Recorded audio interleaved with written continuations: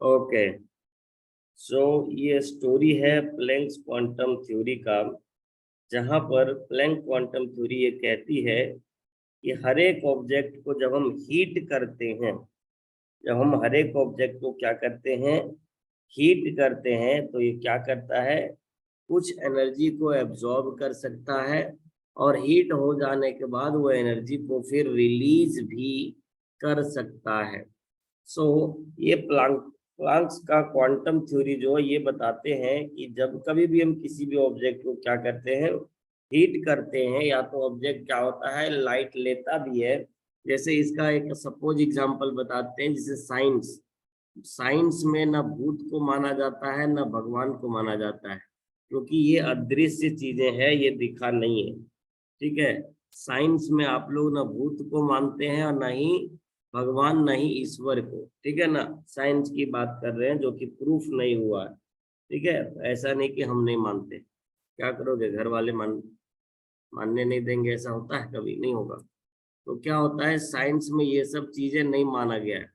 हम लोग जहाँ रह रहे थे, एक समय था जब उसमें ये बात चल रही थी कि जिस फ्लैट में रह रहे हैं वहाँ भूत है।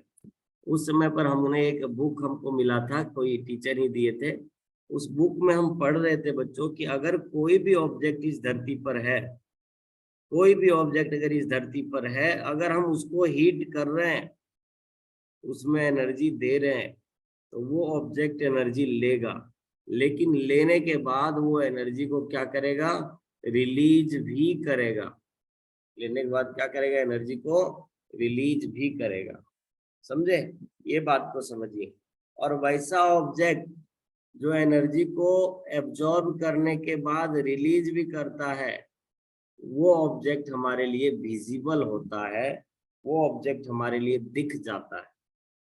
ठीक है, सारा ऑब्जेक्ट हमको दिखाई देता है। अब कहोगे सर ऑक्सीजन दिखाई नहीं देता है, क्योंकि उसका साइज इतना छोटा है कि हम लोग अपनी आंख से नहीं देख सकते। ठीक है, तो उसको यूज किया गया है लैब में, तो ऑक्सीजन वगैरह को छोड़ करके बता रहे हैं। कोई भी ऑब्जेक्ट अगर लाइट एनर्जी को एब्जॉर्ब करता है, तो वो ऑब्जेक्ट के अंदर वो टेंडेंसी भी है कि लाइट एनर्जी को वो रिलीज करे। और यही चीज जो है भूत के केस में नहीं होता है। भूत या भगवान के केस में ये चीज होता ही नहीं। आप लोग देखे होंगे सीरीज वगैरह में भूत को दिखाया जाता है एक परछाई के जैसा। भूत को कैसा दिखाया जाता है, ओनली एक परछाई के जैसा दिखाया जाता है। तो इससे क्या पता चलता है आपको कि भूत जो है वो ना एनर्जी को एब्जॉर्ब कर सकता है, ना ही एनर्जी को रिलीज कर सकता है। इसीलिए वो अदृश्य है, इनविजिबल है। ठीक है ना, और ऐसा ऑब्जेक्ट इस धरती में अवेलेबल है ही नहीं। साइंस ये भी कहता था, उस बुक में हम पढ़े थे, ऐसा ऑब्जेक्ट इस दुनिया में नहीं है जो एनर्जी को अब्जॉर्ब करे लेकिन रिलीज ना करे। और अगर ऐसा कोई ऑब्जेक्ट है, तो उसी ऑब्जेक्ट को हम लोग कहते हैं ब्लैक बॉडी, जो कि हम अभी आगे पढ़ेंगे।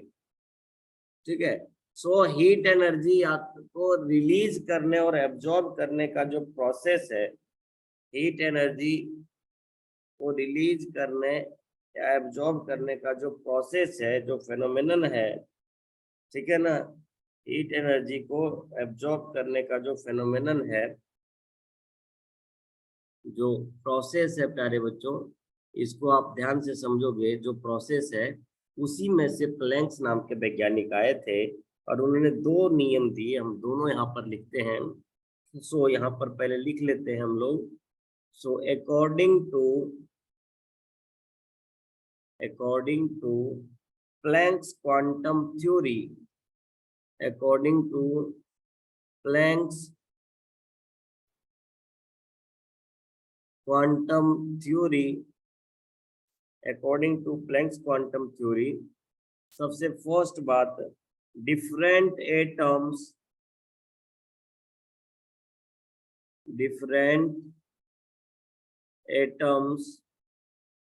एंड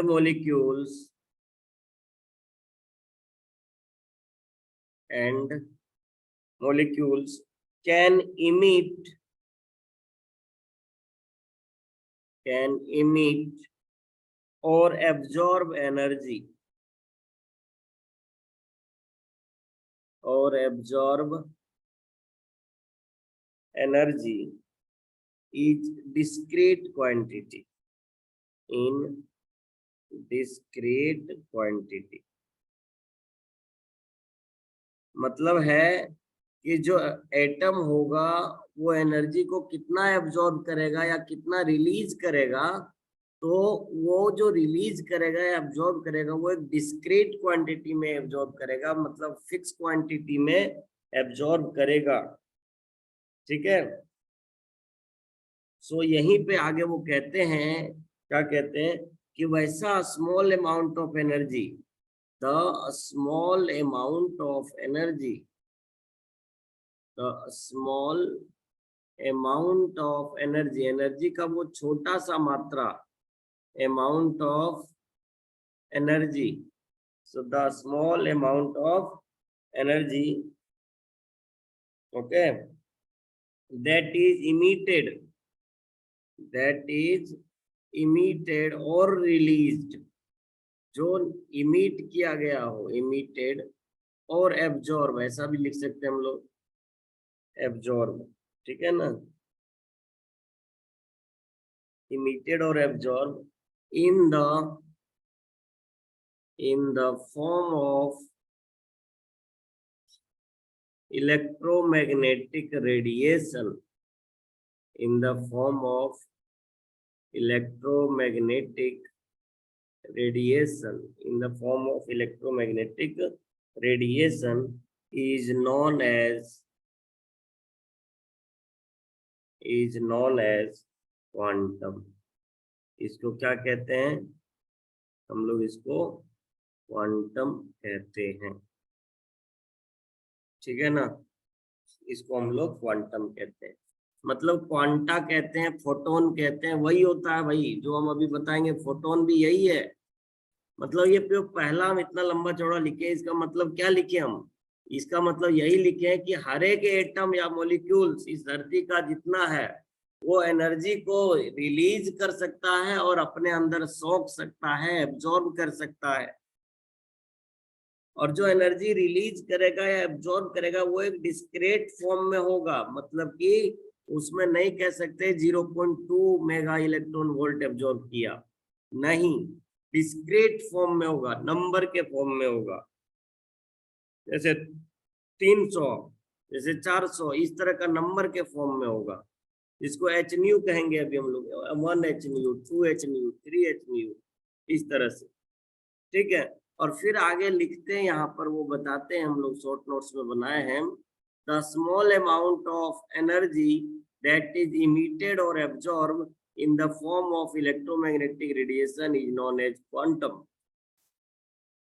कि वैसा छोटा अमाउंट एनर्जी का जो इमिट किया हुआ हो या एब्जॉर्ब किया गया हो, the small amount of energy which is emitted or absorbed, किसके फॉर्म में? तो इलेक्ट्रोमैग्नेटिक रेडिएशन के फॉर्म में, उसको हम लोग क्वांटम कहते हैं, क्वांटा कहते हैं। ठीक है। दूसरा उन्होंने ये भी बताया प्यारे बच्चों, दूसरा ही तो बहुत भयानक चीज बता दिया, the energy of radiation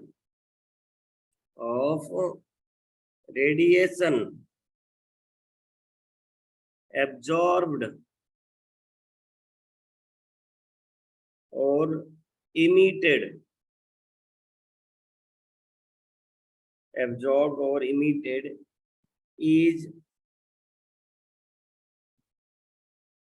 directly proportional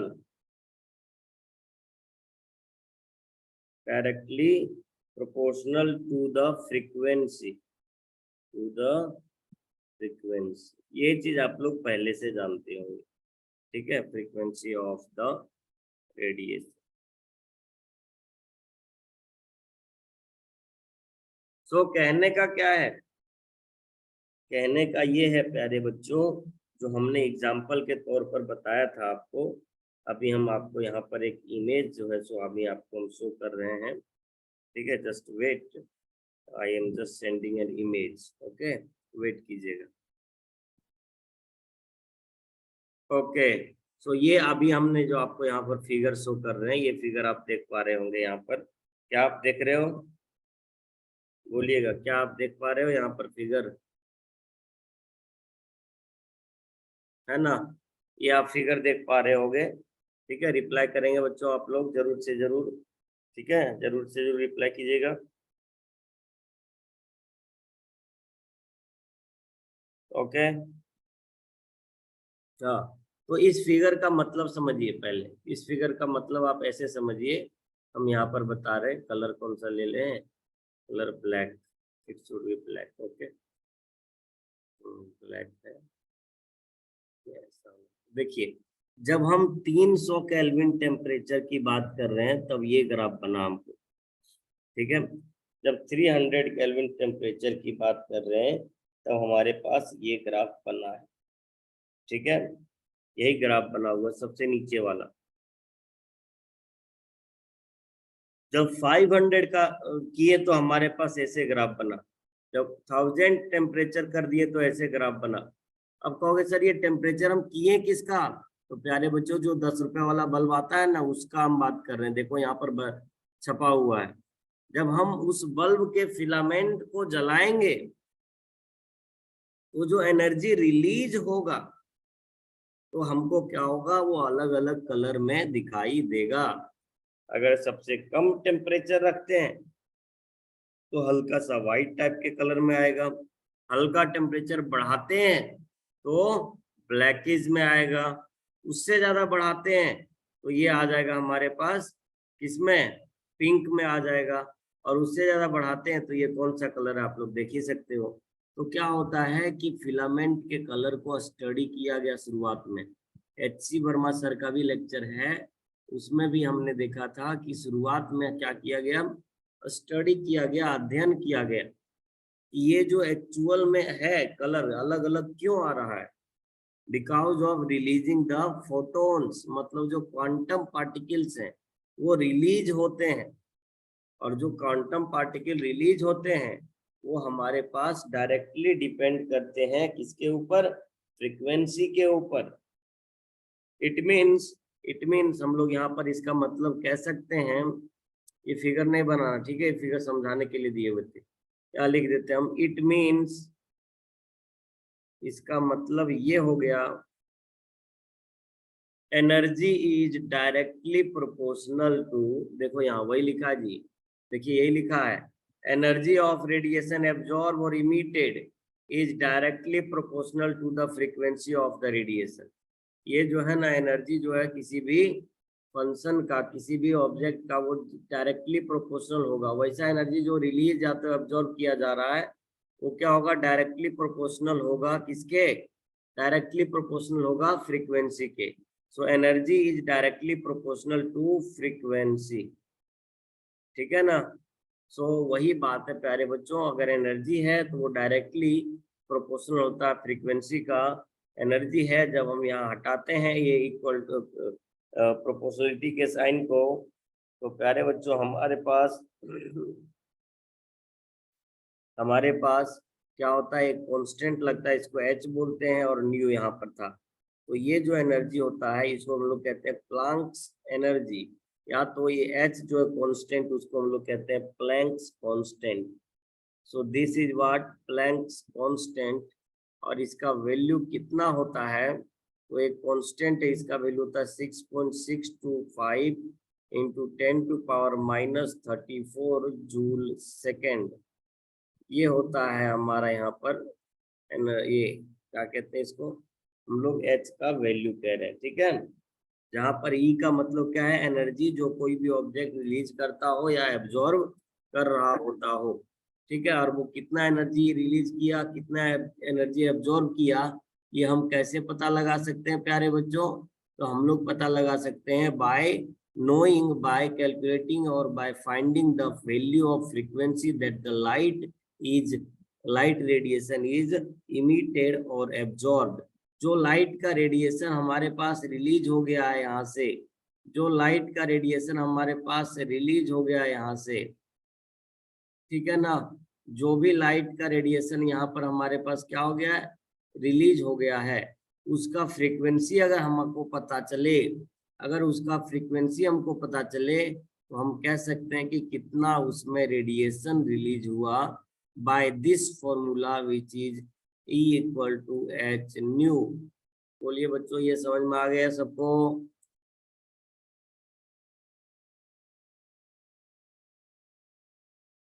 बोलिए बच्चों, कोई दिक्कत? Is there anyone have any problem?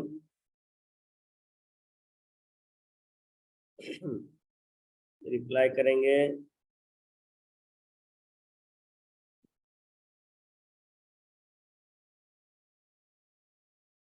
बोलिए, रिप्लाई करो बाबू लोग, कोई दिक्कत? No problem sir, very good very good. Okay, so ये हमारे पास क्या था, पूरा का पूरा ब्लैक बॉडी रेडिएशन, सॉरी ये था हमारे पास कंप्लीटली, ये जो ग्राफ हम बताएं ये ब्लैक बॉडी रेडिएशन का ही ग्राफ है, ठीक है ना, उसको हम वहां पर समझेंगे। ये प्लैंक्स का क्वांटम थ्योरी समझ में आया कि नहीं आया? प्लैंक्स क्वांटम पोस्टुलेट होता है, वो बिल्कुल अलग चीज है। ओके, तो आप लोग जो है थोड़ा सा इस पर ध्यान दीजिएगा। प्लैंक्स क्वांटम थ्योरी में यही था, जो उन्होंने दो बात बताई कि जितने भी बॉडी हमारे पास है, जितने भी ऑब्जेक्ट हमारे आसपास में है, हर एक ऑब्जेक्ट या तो हर एक एटम क्या करता है, एनर्जी को एब्जॉर्ब कर सकता है और रिलीज कर सकता है। वैसा एटम जो एनर्जी को रिलीज करेगा या एब्जॉर्ब करेगा, वो सबसे कम वो एनर्जी होगा जो क्या होगा प्यारे बच्चों, सबसे कम वो एनर्जी होगा जिसको हम लोग क्वांटम कह रहे होंगे। सबसे छोटा एनर्जी का जो वैल्यू है उसको हम लोग क्या कहेंगे, क्वांटम कहेंगे। The small amount of energy that is emitted और absorb in the form of electromagnetic radiation is called quantum, या तो क्वांटा या तो फोटोन, समझे ना? इसी को कहते हैं क्वांटा, फोटोन, ये सारा चीज, ठीक है। एंड आफ्टर दैट अब आता है हमारे पास the energy of radiation absorb और emitted directly proportional to frequency of the radiation. मतलब वैसा एनर्जी, ठीक है ना, वैसा एनर्जी जो रेडिएशन से निकल रहा है, एब्जॉर्ब हो रहा है, या तो इमिट हो रहा है या तो रिलीज हो रहा है, वो क्या होता है, डायरेक्टली प्रोपोर्शनल होता है फ्रीक्वेंसी का। और यहाँ पर भी हमने वही किया है, energy directly proportional to frequency, and this is called Planck's quantum theory. समझ गए बच्चों? बोलिए बच्चों।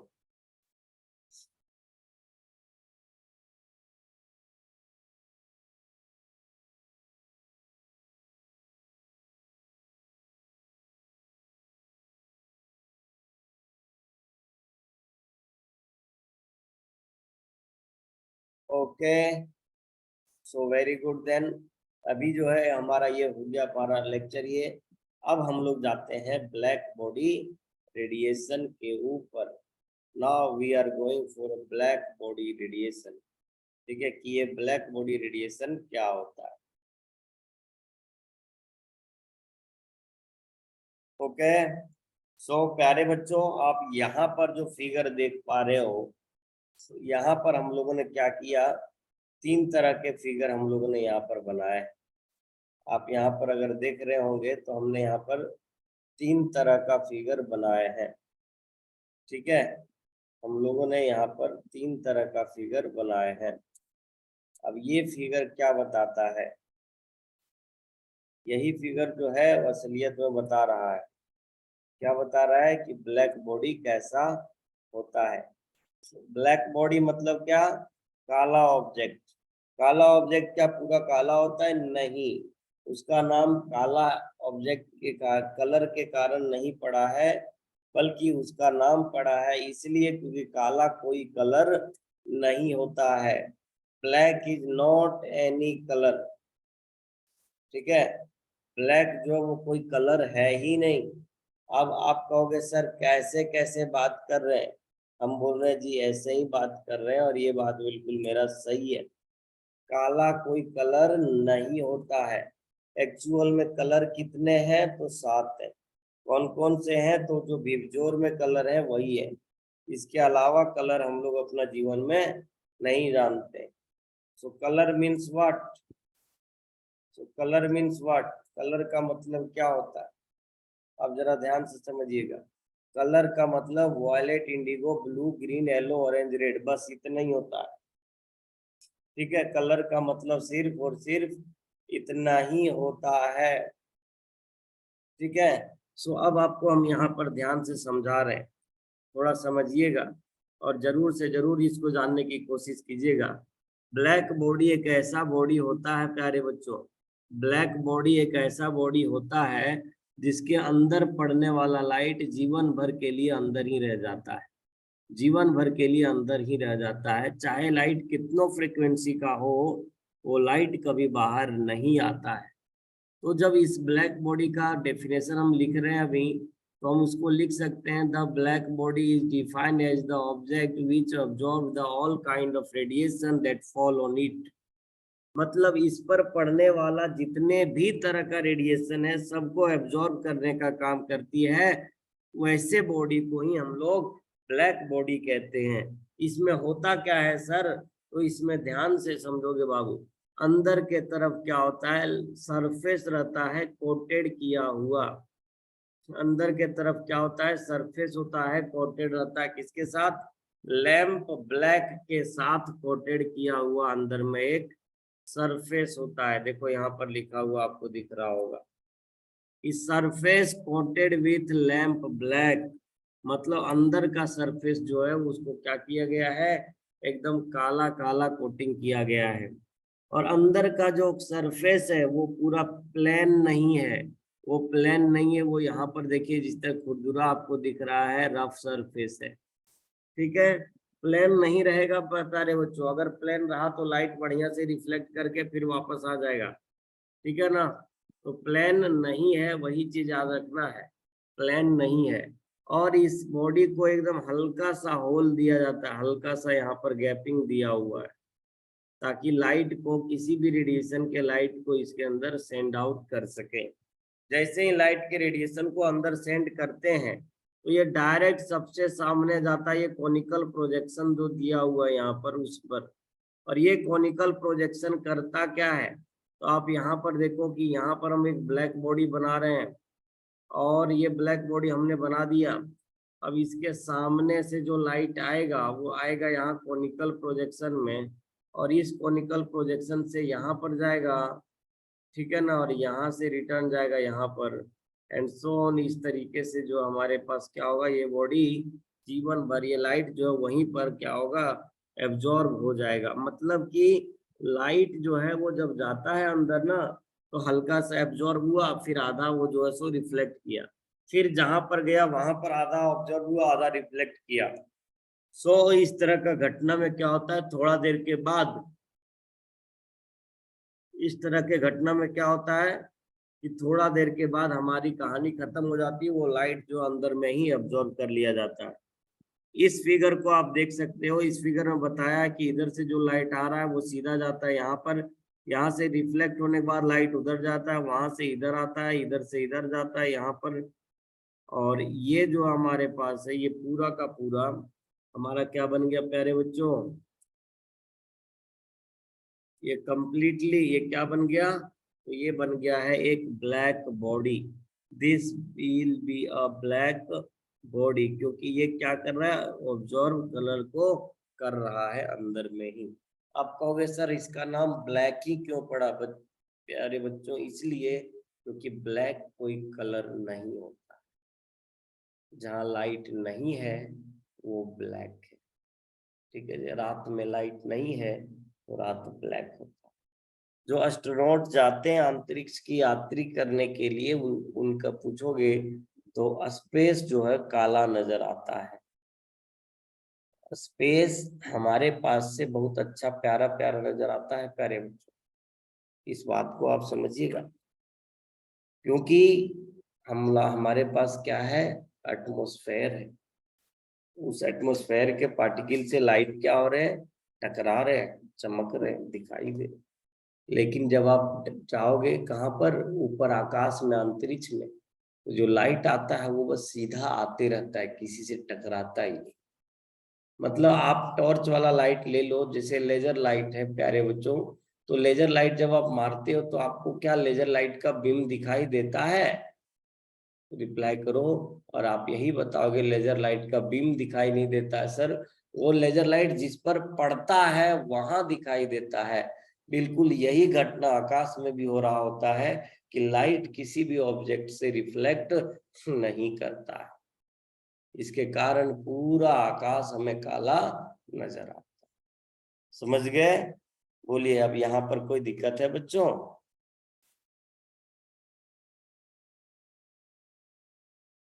समझ गए? तो ये ब्लैक बॉडी का इंट्रोडक्शन था। कल इसका थ्योरी लिखेंगे और फिर ब्लैक बॉडी रेडिएशन कर्व के बारे में बात करेंगे, जिसमें रेले जीन और ये वैज्ञानिक आए थे प्लैंक्स, ठीक है ना। और इन दोनों ने मिल करके ब्लैक बॉडी रेडिएशन कर्व को डिफाइन किए, और डिफाइन करने के बाद क्या क्या प्रॉब्लम था वो भी हम डिस्कस करेंगे आने वाले क्लासेस के अंदर। ओके, सो अभी आप लोग प्यार से लेफ्ट ले लीजिए, बाकी मिलेंगे अगले क्लास में। तब तक के लिए खुश रहिए, मुस्कुराते रहिए।